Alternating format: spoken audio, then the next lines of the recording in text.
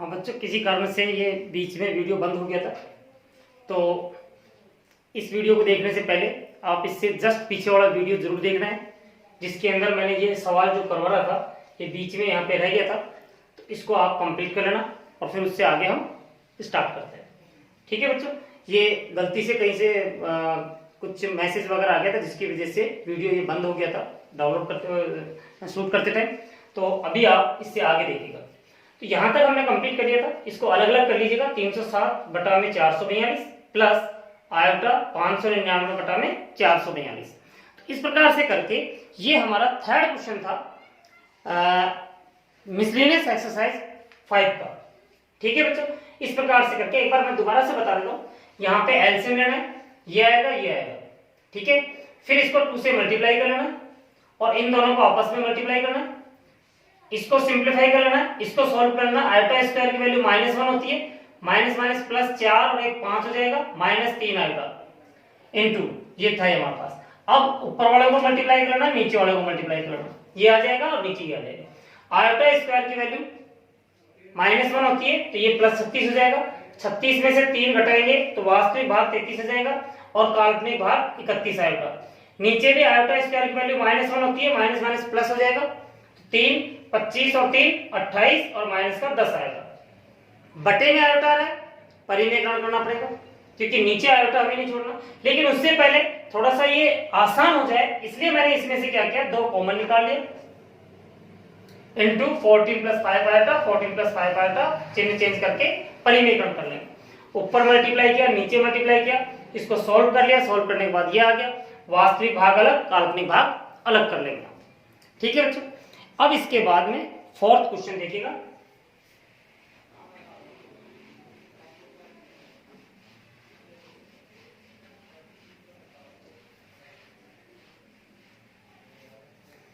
और 4th question जो है हमारे पास वो है कि यदि x minus iota y is equal to, हमें दिया हुआ है अंडर रूट ऑफ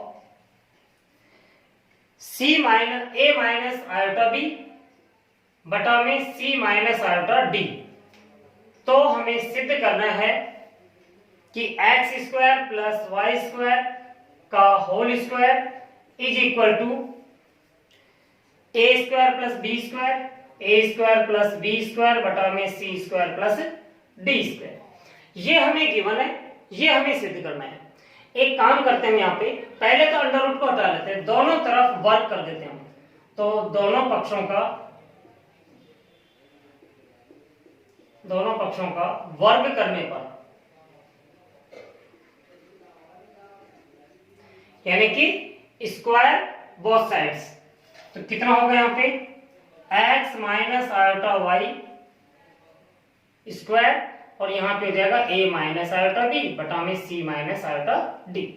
हमें प्रूफ क्या करना है, a square plus b square c square plus d square. इस तरह की वैल्यू कब आती है, जब हम मापांक लेते हैं। तो दोनों पक्षों का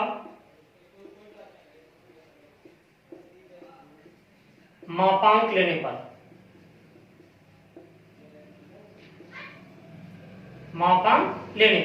ये हो जाएगा mod of x minus iota y का square is equal to mod of a minus iota b divide में mod of c minus iota d।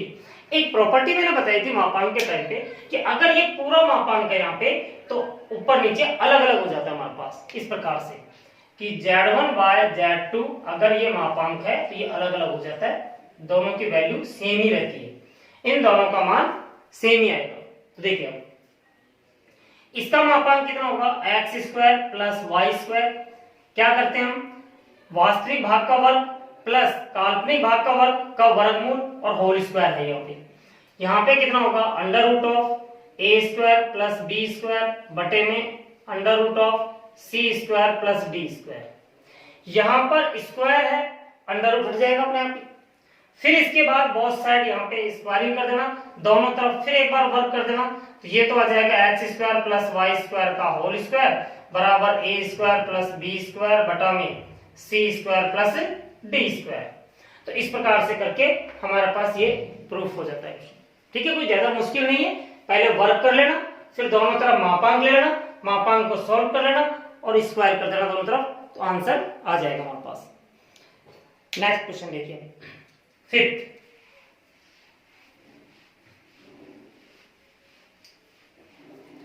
और फिफ्थ क्वेश्चन है, निम्नलिखित को ध्रुवीय रूप में परिवर्तित कीजिएगा। देखिए 1 + 7 आयोटा डिवाइड में है हमारे पास 2 - आयोटा स्क्वायर। इसको हमें ध्रुवीय रूप में कन्वर्ट करना है। ध्रुवीय रूप हमारे पास क्या होती है, r cos theta plus iota r sin theta. हमें इसको इसमें बदलना है, और इसके लिए मैंने पिछले वीडियो के अंदर मैंने आपको बताया था कि किस प्रकार से हम चेंज करते हैं।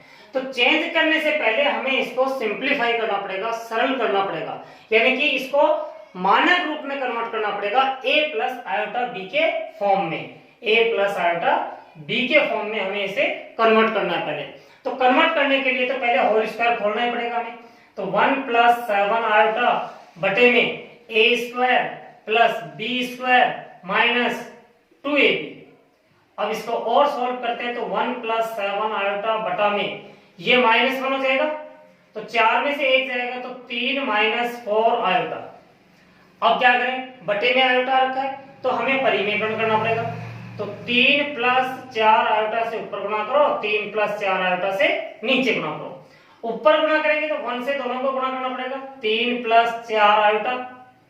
फिर 7 से गुणा करेंगे तो 7 × 21 आयोटा प्लस 7 × 28 आयोटा स्क्वायर बटे में a - b a + b, 3 × 9 - 4 × 16 iota square. ऊपर कितना होगा, ये आयोटा स्क्वायर है तो माइनस हो जाएगा, माइनस का 28 प्लस का 3 तो माइनस का 25 प्लस 21 और 4 25 आयोटा बटे में आयोटा स्क्वायर कितना होगा, -1 होगा, माइनस प्लस हो जाएगा, 16 और 9 कितना हो गया, 25।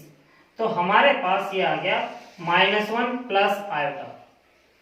और इसको तो पोलर फॉर्म में हम कन्वर्ट कर सकते हैं। कैसे, देखिए माना -1 plus iota is equal to r cos theta plus iota r sin theta. ठीक है, r cos थीटा की वैल्यू कितनी होगी, यहाँ पे r cos theta is equal to आ जाएगा -1 और r sin theta is equal to आ जाएगा 1, क्योंकि काल्पनिक भाग के बराबर होगा, वास्तविक भाग के बराबर होगा। ये समीकरण आ गई फर्स्ट, ये समीकरण आ गई सेकंड। तो समीकरण 1 व 2 को वर्ग करके जोड़ने पर, जब वर्ग करके जोड़ेंगे तो कितना आएगा, r² cos² theta plus r² sin² theta is equal to -1 का वर्ग 1 प्लस 1। यहां से r² दोनों में से कॉमन आएगा, बचेगा क्या अंदर, cos² theta plus sin² theta, जो कि 1 के बराबर होता है। बराबर कितना आ गया, 2। तो r बराबर आ गया हमारे पास √2। अब समीकरण 2 में 1 का भाग देने पर, जब भाग देंगे तो कितना आएगा, r sin थीटा बटा में r cos theta is equal to 1 बटा में -1, और ये आ गया हमारे पास tan theta is equal to -1, और tan थीटा की वैल्यू 1 कितने डिग्री पर होती है, π/4 पर, यानी कि 45 डिग्री के ऊपर होती है, और ये माइनस में आ रहा है हमारे पास। अब हम यहाँ पे चेक करेंगे कि ये किस क्वाड्रेंट में आ रहा है, तो इसकी तो मुझे अब जरूरत पड़ेगी नहीं, ये मैं मिटा देता हूं। ठीक है, और आगे देखिए,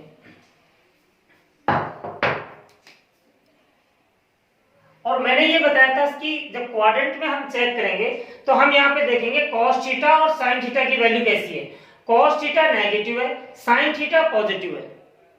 तो पहले तो cos थीटा को देखिए, माइनस कहां पे होगा, इसमें माइनस होता है सेकंड क्वाड्रेंट में, और थर्ड के अंदर नेगेटिव होता है। sin थीटा पॉजिटिव कहां पे होगा, फर्स्ट क्वाड्रेंट में और सेकंड क्वाड्रेंट में। कॉमन क्या आ रहा है हमारे पास, सेकंड क्वाड्रेंट, और सेकंड क्वाड्रेंट को क्या लिखते हैं, π - थीटा करके लिखते हैं। तो यहाँ पे tan थीटा की वैल्यू जो होगी ये आ जाएगी हमारे पास tan π - π/4। अगर थर्ड क्वाड्रेंट में आ रहा होता तो -π प्लस थीटा करते, तो थीटा की वैल्यू आ गई हमारे पास 3π/4। तो हमारे पास जो ये था 1 + 7 आयोटा डिवाइड में 2 - आयोटा का होल स्क्वायर, पोलर फॉर्म इसका जो है वो आएगा 2 √2। तो ये तो r की वैल्यू आई है, बाकी इसकी जगह पर रख देंगे cos 3π/4 प्लस आयोटा sin 3π/4, और ये हमारा आंसर है। ठीक है बच्चों, इसके बाद अगला क्वेश्चन जो है 1 + 3 आयोटा डिवाइड में कितना था 1 - 2 आयोटा। तो एक काम करना, इसको परिमेयकरण कर लेना, और परिमेयकरण करके a + आयोटा b की फॉर्म में कन्वर्ट कर लेना, और जब a + आयोटा b के फॉर्म में आ जाएगा ये, तो इसके बराबर ये मान लेना, और सेम इसी प्रकार से इसको हल करना, करके देखना। अगर नहीं होता है तो फिर मेरे को बता देना, मैं यहाँ पे सॉल्व करवा दूंगा।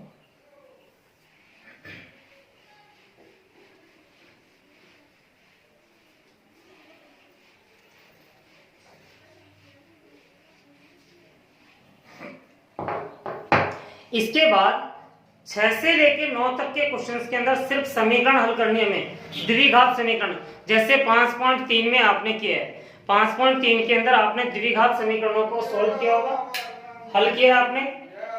तो उनको कैसे किया था, ax² + bx + c = 0 है, तो यानी कि x का मान कितना होगा -b ± √b² - 4ac बटा में 2a।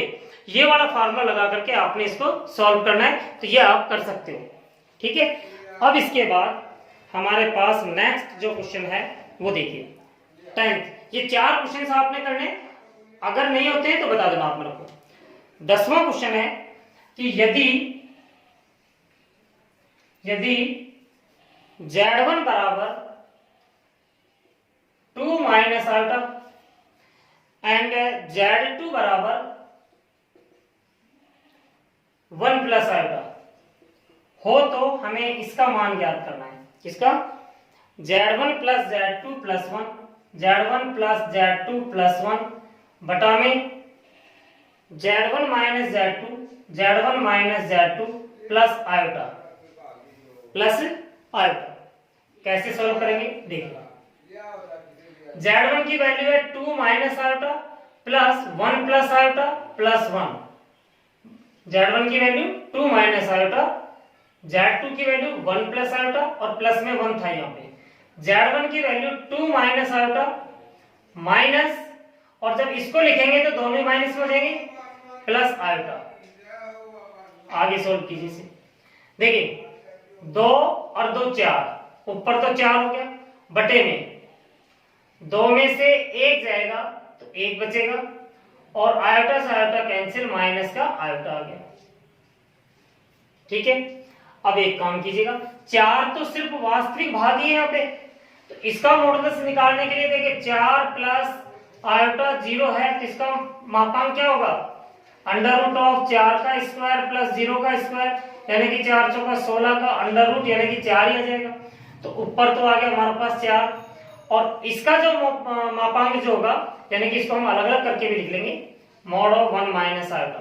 ठीक है, इसका हो जाएगा √1 + 1 का स्क्वायर, और आयोटा का जो कोफिशिएंट है उसका स्क्वायर। तो यहाँ पे आ गया 4 बटा में √2, और इसका मान हो जाता है 2 √2। ठीक है, इस प्रकार से करके ये आंसर आ जाएगा। इसके बाद 11वां क्वेश्चन देखिए।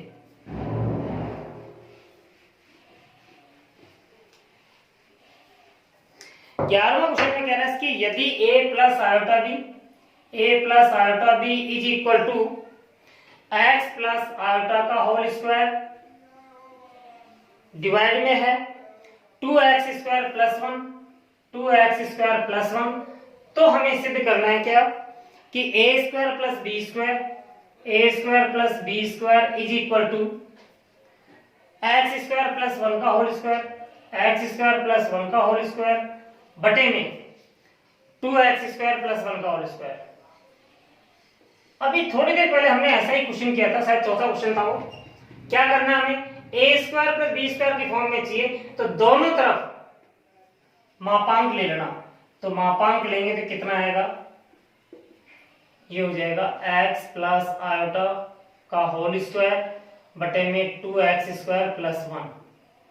ये तो हो जाएगा under root of a square plus b square, और ये हो जाएगा एक्स प्लस आयोटा का होल स्क्वायर बटे में 2x स्क्वायर प्लस 1। इसका अलग से मापांक निकाल लेंगे, और ये तो एक वास्तविक संख्या है, आयोटा है ही नहीं, तो इसका मापांक ये खुद ही हो जाएगा।